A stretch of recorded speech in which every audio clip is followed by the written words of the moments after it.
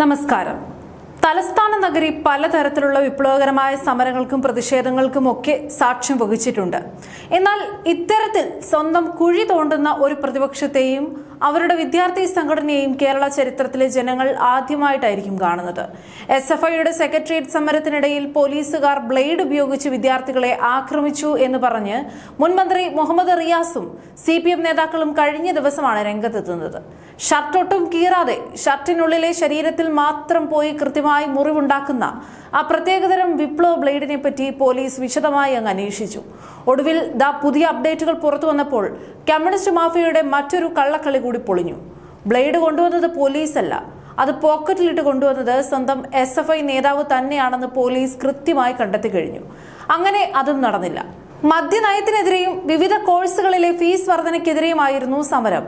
പ്രകടനം സമരഗേറ്റിലെത്തിയപ്പോൾ തന്നെ പോലീസുമായി ഇവർ ബോധപൂർവം ഏറ്റുമുട്ടലുണ്ടാക്കി. ബാരിക്കേഡ് മറിച്ചിടാൻ ശ്രമിച്ച പ്രവർത്തകർ പുതിയ മുഖ്യമന്ത്രി VD സതീശന്റെ ഫ്ലെക്സ് കീറുകയും പോലീസിന് നേരെ ചെരിപ്പെറിയുകയും വരെ ചെയ്തു. ഈ ഉന്തിലും തള്ളിലും ഇരു കൂട്ടർക്കും പരിക്കുമേറ്റിരുന്നു. തുടർന്ന് അക്രമം നടത്താൻ വേണ്ടി ബാരിക്കേഡ് കെട്ടുന്ന വടം മുറിക്കാനായി ഇവർ കൊണ്ടുവന്ന ബ്ലേഡാണ് പോലീസുകാരെ വരയാനും ആക്രമിക്കാനും ഉപയോഗിച്ചതെന്ന് FIRൽ കൃത്യമായി പറയുന്നുണ്ട്. തെളിവായി ഇതിന്റെ സകല ദൃശ്യങ്ങളും ഇപ്പോൾ പോലീസിന് കിട്ടിയും കഴിഞ്ഞു.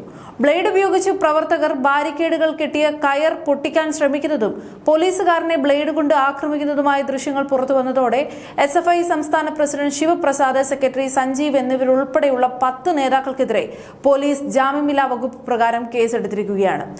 അല്ലെങ്കിലും ഇവന്മാരുടെയൊക്കെ ഒരു ധൈര്യം അല്ലെങ്കിൽ ബുദ്ധി സമ്മതിക്കണം.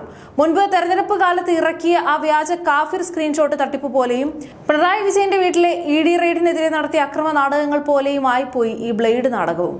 ബ്ലേഡ് കൊണ്ടുവന്നത് പോലീസുകാരാണെന്ന് അലമുറയിട്ട CPM നേതാക്കളുടെയും SFIക്കാരുടെയും തൊലിക്കട്ടി എത്രത്തോളം ഉണ്ടെന്ന് നോക്കണം. എന്തിനാ ഇങ്ങനെ വടി കൊടുത്ത് അടി മേടിക്കാൻ നിൽക്കുന്നത്? സഖാക്കളുടെ ബുദ്ധി ഇത്രയേ ഉള്ളൂ എന്ന് വീണ്ടും വീണ്ടും തെളിയിച്ചുകൊണ്ടിരിക്കുകയാണ്.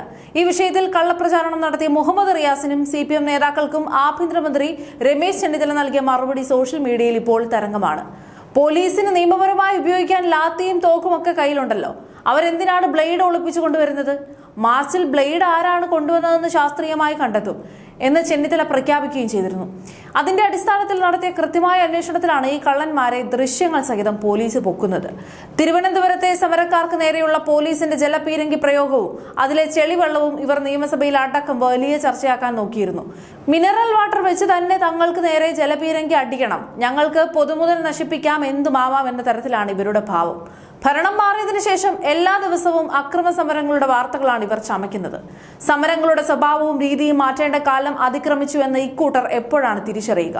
തീർച്ചയായും ജനാധിപത്യത്തിൽ പ്രതിഷേധങ്ങൾ ആവശ്യമാണ്. പക്ഷേ അത് മറ്റുള്ളവരെ ബുദ്ധിമുട്ടിച്ചുകൊണ്ടും പൊതുമുതൽ നശിപ്പിച്ചുകൊണ്ടും പോലീസുകാരെ ബ്ലേഡ് വെച്ച് വരഞ്ഞുകൊണ്ടും ആയിരിക്കരുത്.